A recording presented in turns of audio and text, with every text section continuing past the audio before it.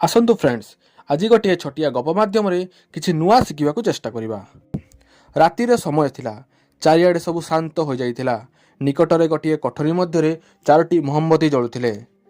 आज से निजक एकुटिया पाइबा परे सेमाने हृदयर सहित परस्पर सहित कथा हेबाकु आरंभ कले। प्रथम मोहम्मती कहला, मु हेउची शांति, किंतु मु अनुभव करुछि जे एही जगत मते आउ आवश्यक करे नाही।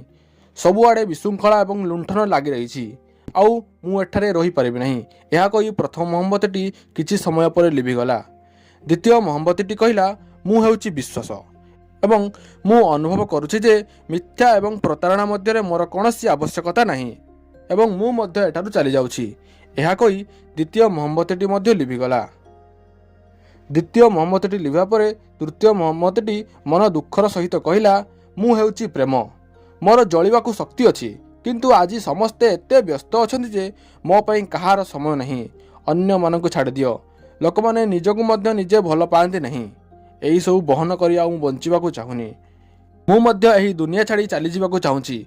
एहा कहि तृतीय मोहम्मती मध्य लिभिगला। ठीक सेही समय गोटे निरीह पिला सेही कोठरी मध्य प्रवेश कला।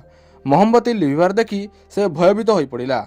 आखिरु लुह बाहरी करी से कहिला, हे मोहम्मती, तुमे जळुनाह काहीकि? तुमको शेष पर्यंत जलिबाकू पड़िबो। तुमे आमको किपरि एई अंधकार मध्य छाड़ी देई चली जिवो।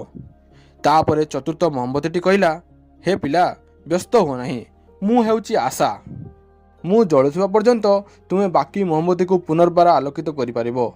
एहा सुनी पिलाटीर आखिरे चमक सृष्टि होला।